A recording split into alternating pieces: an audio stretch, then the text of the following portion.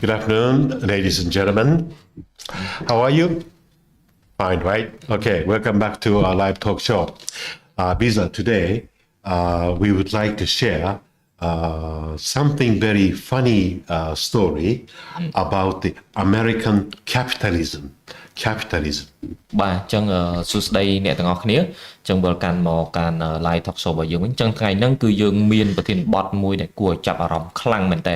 តាក់ទងជាមួយនឹងប្រទេសសហរដ្ឋអាមេរិកតាក់ទងជាមួយនឹងមូលធននិយមប្រទេសសហរដ្ឋអាមេរិក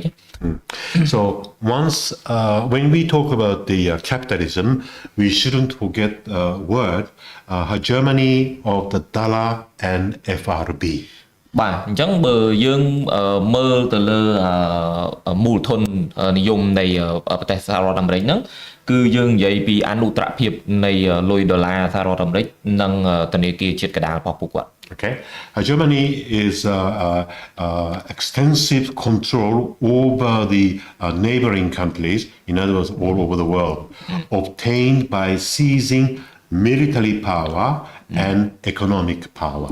បាទអញ្ចឹងបើអនុត្តរភាពបើយើងមើលទៅលើ slide នេះនៅក្នុងនៃនេះគឺមានន័យថាគឺគាត់មានការគ្រប់គ្រងទៅលើប្រទេសផ្សេងដែលជាប្រទេសផ្សេងក្រៅពីប្រទេសគាត់ដោយមានន័យថាទទួលមានន័យថាគ្រប់គ្រងហ្នឹងគឺគ្រប់គ្រងទៅលើតាក់ទងជាមួយនឹងតាហ៊ានតែម្ដងតាក់ទងសភាវុធតែម្ដង Okay, so when we talk about American capitalism, of course, US, their GDP is the biggest in the world, right? Yes. And then they have a huge military organization. បាទអញ្ចឹងបើយើងនិយាយតាក់ទងជាមួយប្រទេសសហរដ្ឋអាមេរិកគឺមានន័យថា GDP របស់ពួកគាត់ហ្នឹងគឺធំមែនតើហើយបើថានិយាយពីខាងវិស័យយោធារបស់ពួកគាត់វិញក៏ធំជាងគេដែរនៅក្នុងទូទាំងពិភពលោក Because of these the two big powers, Germany, okay, they can control the world. បាទអញ្ចឹងគឺដោយសារតែគាត់មាន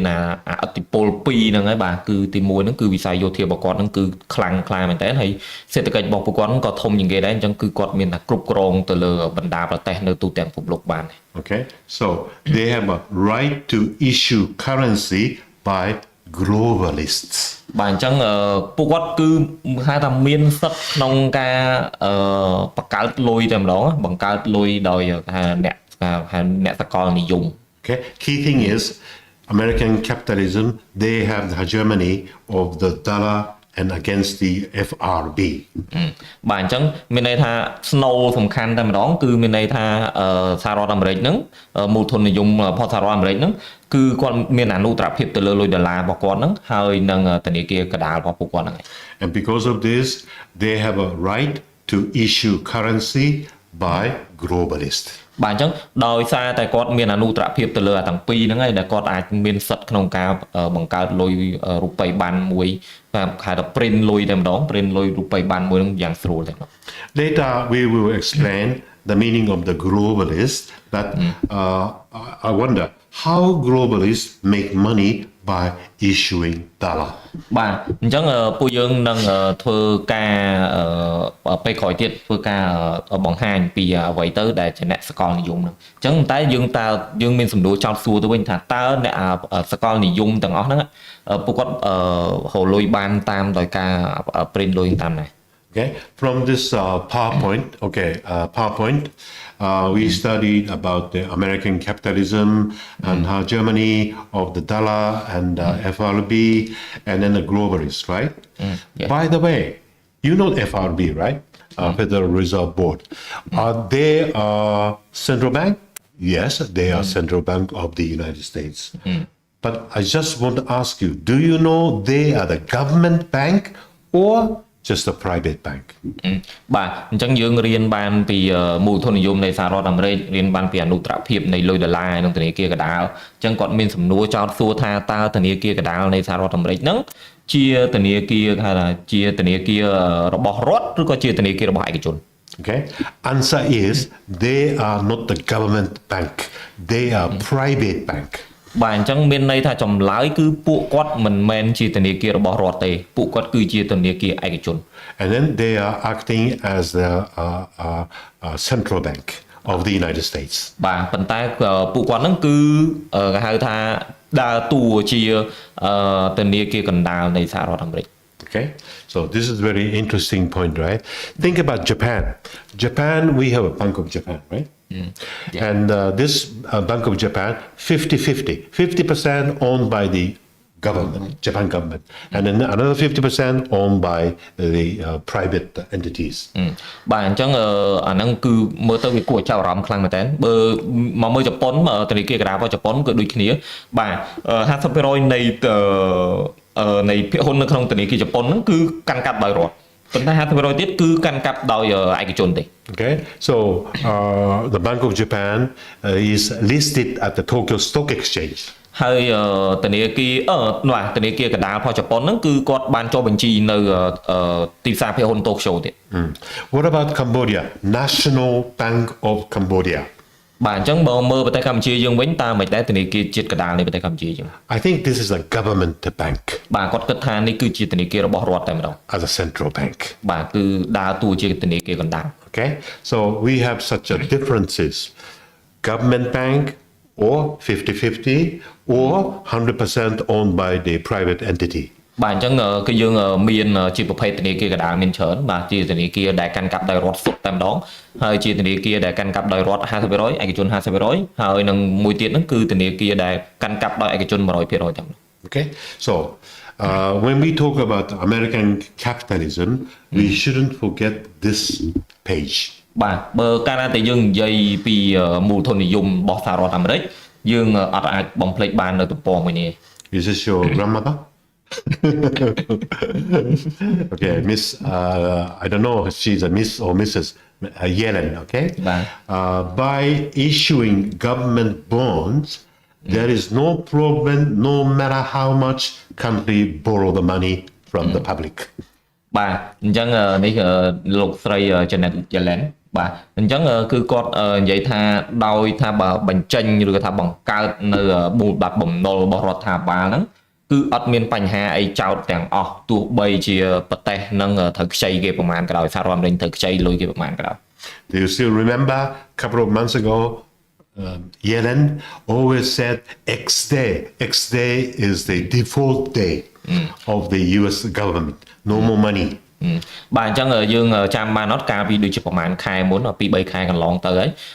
Janet Yellen ហ្នឹងគឺគាត់តែងតែនិយាយរហូតតាក់ទងជាមួយ X day អញ្ចឹង X day ហ្នឹងគឺថ្ងៃដែលសហរដ្ឋអាមេរិកគឺមានន័យថា0តែម្ដង0សឹងតែម្ដងរដ្ឋាភិបាលរបស់សហរដ្ឋអាមេរិកគឺអត់មានលុយតែម្ដង It's actually is not the default this is just a technical default បាទអញ្ចឹងមានន័យថាអាហ្នឹងគឺមិនមែนជា default ចំទេ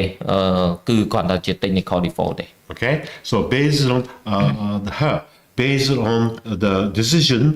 of the US Secretary of the Treasury, Ms. Yellen. បាទអញ្ចឹងមានន័យយោងទៅការសម្រេចចិត្តរបស់គាត់តែម្ដងគឺគាត់គឺជាគេហៅថាអ្នកកាន់កាប់ទៅលើខាងផ្នែក Treasury របស់សហរដ្ឋអាមេរិកតែម្ដង Okay, I'm a secretary of the US Treasury. Okay, oh I have no money. Okay, so I'm going to print the bond. បាទបាទអញ្ចឹងឧទាហរណ៍ថាគាត់គឺជាអ្នកកាន់នៅខាង Treasury ហ្នឹងបាទអញ្ចឹងគាត់និយាយថាឥឡូវយើងខាងរដ្ឋយើងអត់មានលុយអញ្ចឹងយើងត្រូវតែបញ្ចេញមូលបត្របំណុលហើយច្រើនយើងនឹងបន្តទៀត But you know after print the bond you see I have to put some interest rate បាទតែក្រោយពីបានបញ្ចេញបង្កើតមូលបត្របំរុលទាំងអស់ហ្នឹងមកហើយគាត់ត្រូវមានដាក់គេហៅថាត្រាការប្រាក់ពីលើបន្តទៀត And then Visa is the governor of the FRB បាទអញ្ចឹងឧទាហរណ៍ថាខ្ញុំគឺជាប្រធាននៃធនាគារកណ្ដាលសហរដ្ឋអាមេរិកអញ្ចឹងទៅ Okay, so as a secretary I will ask Visa governor of FRB hey FRB you have to buy this bond but I will give you interest rate បាទអញ្ចឹងឧទាហរណ៍ថាកាលណាគាត់ចាប់ផ្ដើមបង្កើតនៅបំបំណុលហ្នឹងគាត់មកស្នើសុំឲ្យខាងធនាគារកណ្ដាលមកស្នើសុំខ្ញុំយើងទៅជាប្រធានអញ្ចឹងឲ្យខ្ញុំទិញមូលបត្របំណុលពីខាងរដ្ឋាភិបាលសហរដ្ឋអាមេរិកប៉ុន្តែឲ្យជាអត្រាការប្រាក់ Okay, so I print the bond and then I promised I give you interest rate and then I force Visa governor of the FRB to buy this bond បាទអញ្ចឹងគឺគាត់បញ្ចេញលក់នៅមូលបត្របំណុលរបស់គាត់អញ្ចឹងទៅដើម្បីមានជាការធានាមកវិញដោយការសងនៅអត្រាការប្រាក់អញ្ចឹងគឺគាត់មកសុំស្នើសុំបើថានិយាយទឹកភាពចំតែម្ដងគឺគាត់មិនស្នើសុំទេគឺគាត់ឲ្យទិញតែម្ដងធ្វើម៉េចឲ្យទិញឲ្យបាន And then in order to purchase the bond, undertake my bond, you see, he has to print the money. បាទអញ្ចឹងគឺដើម្បីធ្វើម៉េចថាខ្ញុំទិញដែលធ្វើម៉េចថាតម្រូវគេតម្រូវឲ្យយើងទិញនៅមូលបត្របំណុលរបស់គាត់ហើយអញ្ចឹងធ្វើម៉េចឲ្យខ្ញុំទិញពីមូលបត្របំណុលបានគឺខ្ញុំត្រូវតែ print លុយដូចគ្នាដើម្បីទិញ And then this money will come to my pocket. បាទអញ្ចឹងលុយទាំងអស់ដែលខ្ញុំបានទិញពីគាត់មូលបត្របំណុលពីគាត់ហ្នឹងគឺទៅគាត់ហើយ If the limit of the issuing bond is come up to the top ceiling, I will just increase this top ceiling. បាទអញ្ចឹងកាលណាតែកម្ចីនឹងវាចាប់ផ្ដើមឡើងកើដល់ពីដានទៀតហើយអញ្ចឹងពេលហ្នឹងឯងគឺណាតដែលគាត់ជាប្រធានហ្នឹងគឺគាត់ដំឡើងពីដានបន្តទៀតពីដានបំណុលរបស់គាត់ហ្នឹង Okay, so this is a very good diagram. Okay, U.S. financial basic system. Okay. បាទអញ្ចឹងអានេះគឺប្រធានបទនៅលើ slide មួយទៀតនេះគឺសហរដ្ឋអាមេរិកបាទប្រព័ន្ធហិរញ្ញវត្ថុនៃប្រទេសសហរដ្ឋអាមេរិក I said Ms. Yellen, she will ask Mr. Powell, we have no more the money at the countries, how to say, safe. So I will give you the bond, but I will give you the interest rate. And then Mr. Powell said, okay, so we will print the money and we will lend money to country. Okay. I said U.S. government issues bond and FRB rent the money to the government. បាទអញ្ចឹងមានន័យថាដូចនៅក្នុងរូបភាពនេះអញ្ចឹងមានន័យលោកស្រី Janet Yellen គឺគាត់បានស្នើសុំឲ្យខាងធនាគារកណ្ដាលសហរដ្ឋអាមេរិកទិញនៅមូលបត្របំណុលរបស់គាត់ដោយសារតែគាត់បានបញ្ចេញនៅមូលបត្របំណុលបន្ថែមទៀតអញ្ចឹងទៅអញ្ចឹងពេលគាត់ទិញហើយខាងធនាគារកណ្ដាលសហរដ្ឋអាមេរិកហ្នឹងនឹងទិញហើយគាត់នឹងឲ្យលុយកម្ចីដល់ខាងរដ្ឋាភិបាលផលសហរដ្ឋអាមេរិកវិញហើយនឹងមានការធានាដោយបានអត្រាការប្រាក់ពីខាងរដ្ឋាភិបាលផលសហរដ្ឋអាមេរិកអញ្ចឹងអាហ្នឹងឯងគឺខាងដែលគាត់លោកណាតូនិយាយថារដ្ឋាភិបាលសហរដ្ឋអាមេរិកហ្នឹងគឺចេញផ្សាយនៅសញ្ញាប័ណ្ណហ្នឹងមូលបត្របំណុលហ្នឹងហើយខាងធនាគារកណ្ដាលសហរដ្ឋអាមេរិកហ្នឹងគឺឲ្យលុយទៅខាងរដ្ឋាភិបាល So if we talk about US financial system, this cycle always continue. Okay. បាទអញ្ចឹងបើយើងនិយាយតាក់ទងជាមួយនឹងប្រព័ន្ធហិរញ្ញវត្ថុរបស់សហរដ្ឋអាមេរិកគឺអាទាំងអស់ហ្នឹងឯងវិលជុំរហូតហ្នឹង I made a mistake. FRB, this is L, right? Yeah, L, huh? Lend. Yes. Lend the money to government, okay? Yeah. And then FRB undertakes the bond and credit lend the amount of to U.S. government. So this is a cycle. បាទអញ្ចឹងហ្នឹងហើយបានបន្ទាប់មកហ្នឹងបាទខាងធនាគារកណ្ដាលផលសហរដ្ឋអាមេរិកហ្នឹងចាប់ផ្ដើមទិញបំណុលហ្នឹងអញ្ចឹងមានន័យថាឲ្យជាអនុទានទៅវិញបាទឲ្យលុយខ្ចីហ្នឹងហើយទៅកាន់ជាចំនួនប្រមាណអញ្ចឹងទៅកាន់រដ្ឋាភិបាលផលសហរដ្ឋអាមេរិក So FRB acting as a central bank of the United States, but this is a private bank, okay? They are earning interest from the government. បាទអញ្ចឹងធនាគារកណ្ដាលនៃសហរដ្ឋអាមេរិកដែលដើរតួជាធនាគារកណ្ដាលនៅប្រទេសសហរដ្ឋអាមេរិកហ្នឹងណាប៉ុន្តែគឺគាត់ជាធនាគារគេហៅថាឯកជនទេហ្នឹងគឺឲ្យគឺបានអត្រាការប្រាក់ពីខាងរដ្ឋាភិបាលរបស់សហរដ្ឋអាមេរិកហ្នឹងហើយ Okay. So once the bond meet the maturity date expire, so the U.S. government has to pay back the money to FRB, right? Yeah. បាទអញ្ចឹងនៅពេលដែលបំណុលមូលបត្របំណុលហ្នឹងវាដល់ថ្ងៃនេះហើយដល់ថ្ងៃបានបញ្ចប់ហើយអញ្ចឹងពេលហ្នឹងគឺខាងរដ្ឋាភិបាលសហរដ្ឋអាមេរិកឲ្យលុយសងទៅកាន់ធនាគារកណ្ដាលវិញ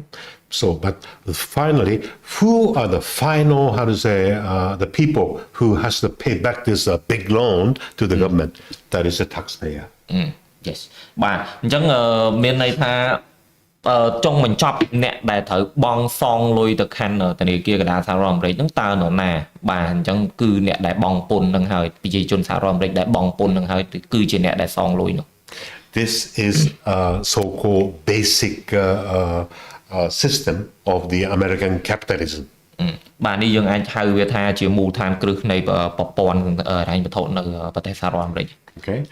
We mentioned that the FRB is not the government bond. attached to the government, but it's not the government bond like National Bank of Cambodia. Okay?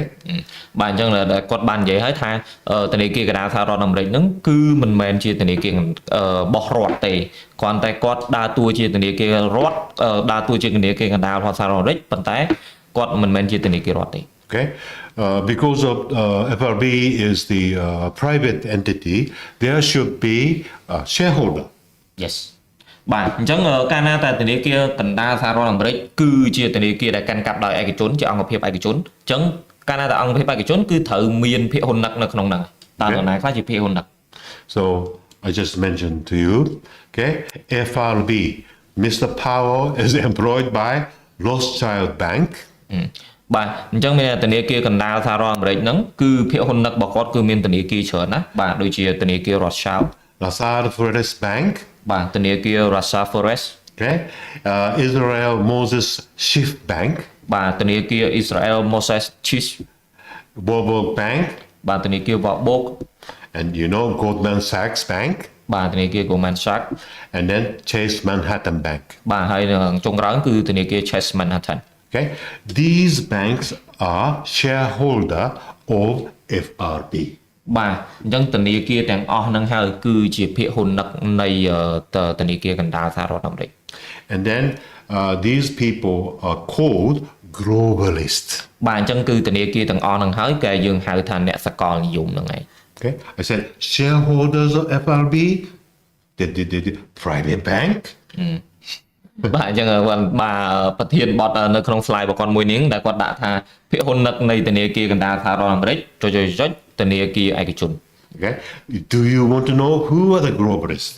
បាទអញ្ចឹងតើដឹងទេតើអ្នកណាខ្លះដែលជាអ្នកសកលនិយម Next page, globalist. Committee of 300 families in the world.